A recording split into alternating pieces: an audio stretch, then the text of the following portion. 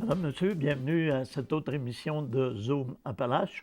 Alors, aujourd'hui, j'ai le plaisir d'accueillir Madame Geneviève Nadeau. Madame Nadeau est comédienne et metteur en lecture pour la prochaine pièce des Cabotins, à savoir Le Libertin.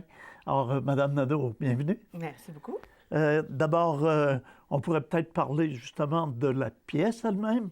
Alors, Le Libertin, c'est un texte de quel auteur et de quoi il est question? Oui, en fait, Le Libertin a été écrit par Éric Emmanuel Schmitz. Donc, c'est une pièce plutôt française. On va le remarquer un peu par les expressions. On ne l'a pas vraiment québécisé. On va garder un niveau de langage assez élevé, justement, pour garder l'essence que M. Schmitz a voulu y donner. Et un peu comme le titre l'évoque, Le Libertin, on parle de libertinage. C'est assez léger, assez coquet et coquin aussi. En fait, on en a fait une mise en lecture d'une pièce qui est assez légère. Donc, c'est surtout l'histoire de M. Diderot, Denis Diderot, qu'on connaît parce que c'est l'auteur de l'encyclopédie avec quelques collègues. Mais on va graviter un peu autour de son histoire par rapport à une journée, il faut qu'il écrive sur la morale pour l'encyclopédie, mais il se fait toujours déranger par souvent des femmes, quelquefois par un homme, mais il y a souvent des femmes qui débarquent dans son cabinet pour venir jaser. Et en fait, le fondement de l'histoire est aussi que il y a une Madame Terbouche qui est venue pour le peindre et qui lui demande de se mettre à nu pour faire un portrait nu, finalement, pour aller chercher la grande vérité de M. Diderot. Donc, c'est vraiment un mélange là, de cette femme-là qui vient le peindre, de lui qui doit écrire, de la jeune fille qui est la fille du propriétaire du manoir où est-ce qu'ils sont, qui vient faire son petit tour. Il y a sa femme aussi qui n'aime pas vraiment, qui est des maîtresses, même si on est au courant. Donc, c'est assez léger, assez... sans être mélangeant, justement, parce que les personnages sont assez clairs, leurs intentions sont claires. Puis M. Diderot, lui, il se laisse aller un peu dans toute cette histoire-là. Alors, on aurait cru que M. Diderot était un homme très, très encadré. Et là, quand on voit le titre, Le Libertin, et le sujet de la pièce, on s'aperçoit qu'il y avait peut-être ces petits côtés. Oui, il se laisse faire assez facilement. Et il va aussi proposer certaines choses à certaines femmes, là. Mais on a vraiment une belle équipe, des belles chimies, justement, entre ces personnages-là. Justement, lui, sa femme, ces petites affections-là, que même s'il la trompe, ça reste léger, ça reste une belle pièce agréable et sans se casser la tête, finalement, là. Et dans le temps, est-ce que ça se situe vraiment à l'époque où vivait Diderot? Si on se fie au texte, oui, mais nous, on ne le représentera pas à l'époque. Comme on en fait une mise en lecture, on s'est permis de jouer un peu avec l'intemporalité. Donc, une mise en lecture, souvent, c'est qu'on n'a pas nécessairement le gros décor, la grosse mise en scène comme une pièce traditionnelle ou une pièce conventionnelle. Donc, nous, on a été chercher plutôt des éléments plus cabaret.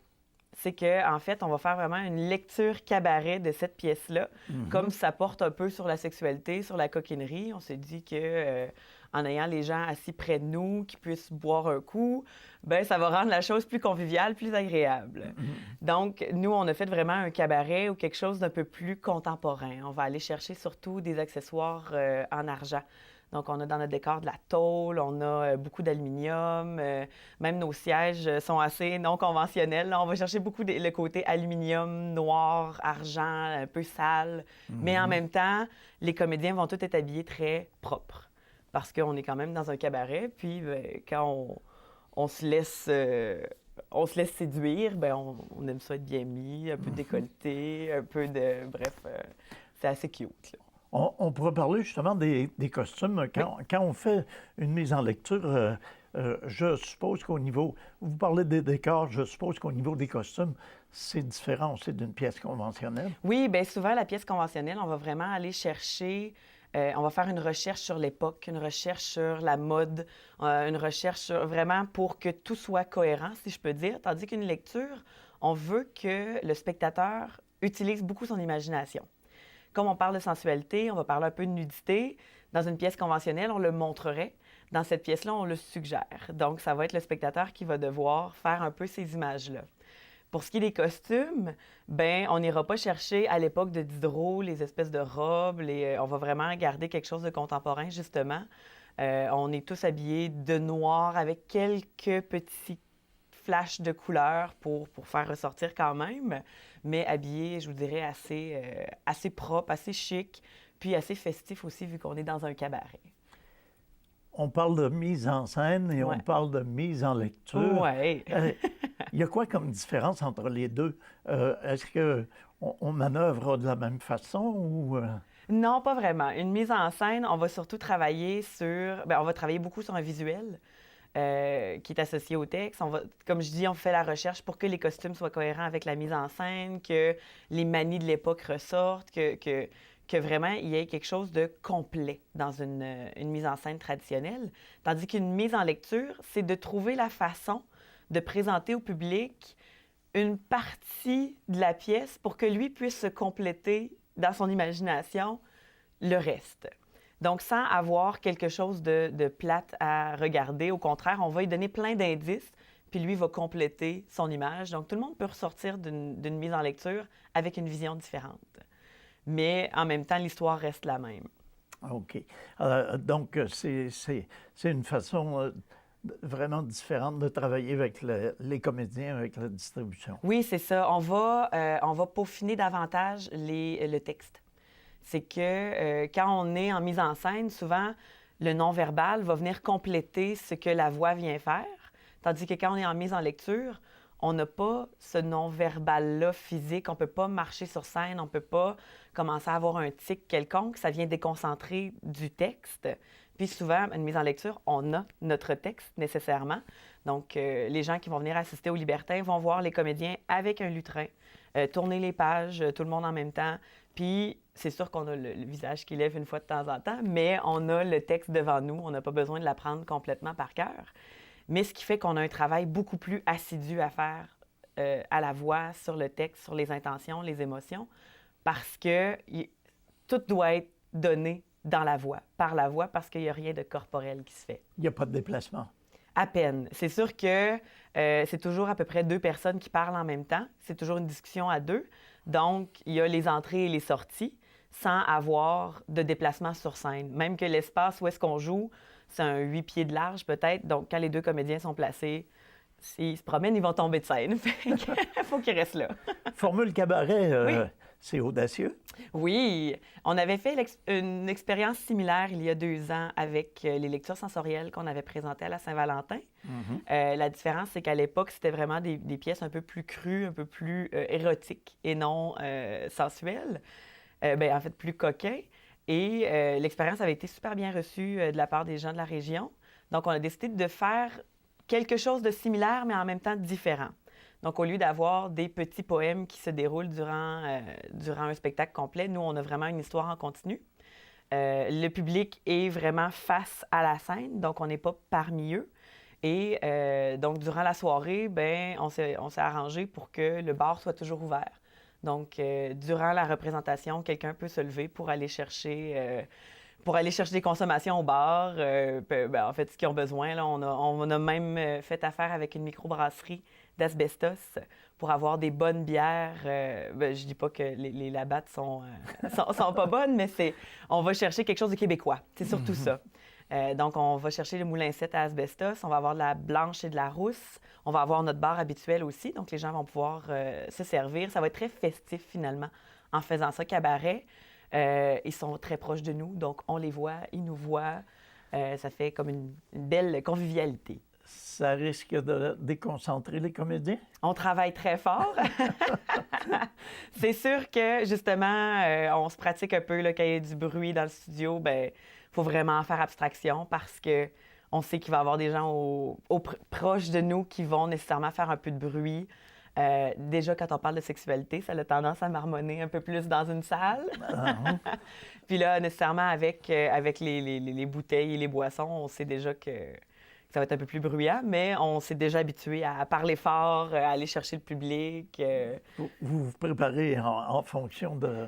Oui, c'est ça. Même nous, déjà, en faisant la pièce, on est très, très, très festif. On a même sur notre scène une espèce de piano où est-ce qu'on se retrouve quand on n'est pas en train de jouer un rôle.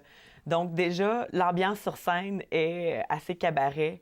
Où est-ce que même nous, on va avoir on a des petits pots maçons, là, où est-ce qu'on va avoir nos petits cocktails pour faire un peu comme le public, puis que tout le monde se sente inclus aussi dans cette lecture-là. Donc, c'est quelque chose de particulier là, à voir. Oui, c'est ça. Puis même qu'on a demandé d'avoir une collaboration avec le restaurant Le Maudit Français. Donc, Le Maudit Français, en fait, s'associe à nous parce qu'on veut offrir une planche dégustation. Donc, quelqu'un qui voudrait vivre l'événement complet, le cabaret, en plus de venir voir la pièce, voudrait manger un morceau durant la soirée, eh bien, ils auront l'occasion de réserver à l'avance une planche comprenant des fromages, des charcuteries, avec même une terrine maison, des petits croûtons. Bref, c'est vraiment fait maison par Le Maudit Français qui viennent nous apporter ça chaque soir de représentation. Donc, pour un 20 $ de plus, en fait, on peut avoir cette planche-là qui se partage très bien à deux.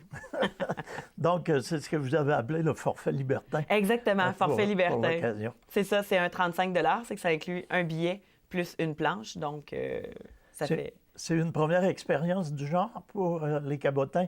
Je parle de ce forfait. Là. Oui, absolument. Bien, quelque chose de ce genre-là. Avec les Meurtres et Mystères de l'année passée, l'année précédente, on faisait un souper. Donc, c'était vraiment un 3-4 services là, fondus, mais vraiment juste avoir une planche dégustation, quelque chose d'un peu plus cosy, si je peux dire. C'est la première fois, c'est un essai cette année. Mm-hmm. On n'a pas parlé de la distribution. C'est vrai. Il faudrait en parler. Et de la mise en lecture aussi. Oui. La mise en lecture est assurée par... Nicolas Arsenault, principalement. Okay. Puis, moi, je l'accompagne, je l'assiste dans ce processus-là. Mm-hmm. Et au niveau de la distribution, on a parlé de M. Diderot. Et qui assume les rôles? Bien, en fait, on a Jacques Lessard qui prend en charge M. Diderot, qui est là tout le long. Okay. Oh oui, c'est M. Diderot a vraiment porte la pièce sur ses épaules, donc M. Jacques Lessard. Et par la suite, on a des nouveaux visages cette année. Même un retour, on a Marie-Lie Gagnon qui était là il y a quelques années, qui assure Madame Terbouche, qui est la peintre. Okay. On a Magali Thivierge qui va jouer la fille de M. Diderot. Moi-même qui va avoir un rôle, la jeune fille d'Holbach. On a Vincent Cloutier, qui est maintenant un habitué de la troupe de théâtre, qui va faire une espèce de valet qu'on appelle William. On a aussi Lynne Breton, qui fait la femme de M. Diderot. Et on a Didas, qu'on appelle affectueusement. C'est qu'en fait, en lecture publique, comme on ne peut pas jouer les scènes, des fois, on a besoin de quelqu'un qui raconte l'action. Okay. On appelle ça les didascalies, les actions qui se passent dans les textes. Donc, on a Cynthia Gagnon-Ouellette qui vient nous faire la narration pour pouvoir situer les spectateurs. Est-ce que c'est une voix hors champ ou si on verra Cynthia Gagnon? Cynthia, c'est comme une espèce de divinité sur nous. C'est que Cynthia va avoir le contrôle de nos consoles de son d'éclairage. Okay. Donc, c'est elle qui va gérer un peu ces transitions-là. Et elle va être sur scène nécessairement avec ses consoles, justement au piano, pour diriger ça. Et on va la voir parler avec les comédiens aussi. Je vous écoutais là parler de la distribution et il y a beaucoup de nouvelles figures où il y a beaucoup de gens qui sont un peu plus jeunes, là, oui. n'en déplaise aux vétérans. Là. Alors, c'est une distribution qui est relativement jeune. Oui, absolument. On est 5 dans la catégorie des 20-30 ans et 3 un peu plus âgés. Mais oui, mais en fait, tout le monde paraît très jeune parce qu'on est vraiment une belle équipe, une belle grosse famille. Et on a beaucoup de plaisir à monter cette pièce-là et à se lâcher quelques vulgarités au travers. Oui, probablement qu'il y a des choses dont on ne sera pas au courant. Là. Non, c'est ça. Il y a des belles blagues dans ce texte-là. Et Jacques Lessard, c'est celui-là même qui a reçu le titre de meilleur comédien là, à plusieurs reprises. Là. Oui, bien, au Gala des Arlequins. Oui. Je pourrais pas dire tous les rôles. Je crois qu'Harpagon, quand il a joué l'Avare il y a quelques années, mais Jacques, on le voit souvent revenir sur scène dans des rôles assez coriaces. Là, justement, Harpagon dans l'Avare.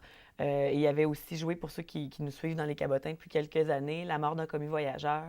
Il avait repris le rôle principal après le début des pratiques même. Donc, il a fait un tour de force en apprenant ce long texte d'Arthur Miller. Mais oui, c'est un de nos très assidus fort comédien. Puis il est servi par sa voix aussi, qui Oui, est bien absolument. particulière. Hein? Bien, quand Nicolas faisait la lecture justement du Libertin, puis là, il me demandait, bon, comment on va compléter notre cast, le seul qu'on pouvait voir dans ce rôle-là, c'est Jacques. Parce qu'il a une espèce de charisme, il dégage beaucoup, beaucoup de charme. Et comme c'est une lecture, ça nous prenait une voix très forte, quelque chose de très sensuel, sensoriel. Et Jacques le rend magnifiquement bien. Vous travaillez à la présentation de Le Libertin depuis combien de temps? On a commencé nos répétitions à la fin septembre, début octobre. Ouais, à tous les dimanches, là, on vient passer une journée tout le monde ensemble. Alors, ça veut dire que c'est plusieurs heures de consacrées, là. Oui, oui, absolument. Oui, puis tout au long de l'année, vu qu'on est en lecture, on est tous des personnes qui ont fait beaucoup de théâtre, donc on est quand même assez efficace sur monter un texte. Donc, c'est beaucoup de travail à la maison, une rencontre par semaine où est-ce que tout le monde se réunit le dimanche après-midi. Mais là, quand arrive la fin, on a un beau petit rush, là, comme là, d'ici à la première représentation, on va se voir souvent. On parle de première représentation. Oui. C'est prévu pour quand et quelles sont les dates des autres Oui, en fait, on a un représentations? événement spécial le 4 février qui est en fait soir de grande première. Donc, les gens qui veulent assister à la première vont avoir accès à tapis rouge mousseux. On va avoir un photographe sur place. C'est vraiment la soirée, là, tapis rouge, cabaret, glamour à fond. Par la suite, on a d'autres représentations qui vont être les 10 et 11 et 14 février à 20h. Et on a aussi une matinée le 12 février à 14h. OK. Matinée, pour quelle raison? Sans raison particulière? Matinée, c'est souvent, des fois, ben là, on ne parle pas nécessairement de famille parce que la Ouais. pièce est 16 ans et plus. OK. Oui, c'est important de le dire parce que plus jeunes que ça, ils n'aimeront pas vraiment ça non plus. Matinée, ben, c'est accessibilité. Quelqu'un qui n'a pas envie de sortir trop tard va avoir un dimanche après-midi disponible. là. C'est une nouveauté qu'on essaie depuis les 3 dernières années, de faire des matinées dans nos présentations de théâtre. Ça se tient toujours au studio Théâtre Paul Hébert, Oui. mais pas nécessairement dans la salle. Non, exactement. On va être. Nous, on l'appelle la cathédrale. C'est que OK. quand on rentre dans la salle, le studio théâtre Paul Hébert, de l'autre côté du foyer, il y a des portes accordéons. Il y a une belle grosse salle de cachet là. Bien, c'est là qu'on va faire notre représentation pour avoir les gens proches de nous, qui puissent avoir une table pour qu'ils puissent appuyer leur verre, manger, en profiter finalement. Par représentation, vous allez pouvoir accueillir combien de spectateurs? Entre 70 et 80 sans problème. OK. Et je suppose qu'il faut réserver à l'avance? Oui, oui, c'est mieux. Bien, en fait, les billets sont toujours accessibles même à la porte, mais c'est préférable de le savoir d'avance. Pour ce qui est des planches, il faut les réserver à l'avance avec un numéro de carte de crédit pour s'assurer d'en avoir une lors du spectacle. Donc, pour réserver, c'est très, très simple. Il faut appeler au 338-1255 directement au bureau des Cabotins, ou encore, vous pouvez prendre des informations sur la page Facebook ou nous envoyer un courriel à cabotin@gmail.com. Au niveau de la saison, il va rester combien de pièces par la suite? On fait le Libertin et par la suite, il nous reste Vol au-dessus de Nid de Coucou, qui est présenté à la fin mars dans une mise en scène d'Emmanuel Nadeau. Et là, eux, la distribution, ils sont 20 quelques comédiens. Il va y avoir du monde sur la scène. Mais oui, les autres, sont en pleine préparation, en plein montage de décor. Là. Et ça, je saurais dire que c'est une reprise Oui. d'une ancienne pièce qui a déjà été présentée par les Cabotins. Oui, absolument. C'est que dans les dernières années, en vue du 50e qui aura lieu l'année prochaine, on s'est donné comme mandat, les Cabotins, de faire une reprise par année. L'année passée, on a passé par 3 flics sur un toit. Cette année, on passe par Vol au-dessus d'un nid de coucou. Donc, M. Yves Kirouac qui reprend son personnage de Patrick McMurphy. Pour ceux qui ont vu le film, c'est le personnage de Jack Nicholson. Donc, on a quelques personnes qui reviennent, mais une toute nouvelle gang, encore, mais avec Yves qui vient reprendre son personnage. Mais oui, c'est notre reprise de 2017. Si on avait une invitation à lancer aux gens, Oui. on pourrait jouer sur quoi? On pourrait dire manquez pas ça parce que... Ah, bien, pour le Libertin, il ne faut pas manquer ça parce que c'est la période de Saint-Valentin, on vient de sortir des fêtes, là, on peut recommencer à sortir un peu, puis ça va être original. C'est original, c'est hors du commun, je vous dirais, dans la région. J'ai rarement vu un spectacle comme ça. Ça vaut la peine de venir se déplacer, puis en plus, seulement 15 $ pour notre spectacle, je trouve que ça fait une belle soirée abordable pour un couple ou pour un groupe d'amis. Alors, on a fait pas mal le tour, Oui. je pense, du jardin, comme on dit souvent. Oui. Alors, c'est un événement à ne pas manquer. Oui. Une mise en lecture publique Oui. du texte Le Libertin. Oui, absolument. Alors, on vous remercie infiniment de vous être prêté à cette entrevue. Et puis, on vous dit merde parce que... On le prend. parce qu'on sait qu'il y a des mots qu'il faut éviter. Exactement. Alors, merci infiniment et on vous souhaite le meilleur des succès. Bien, merci beaucoup. Alors, quant à vous, on vous remercie d'avoir été des nôtres et on vous invite à être là pour une prochaine émission de Zoom Appalaches.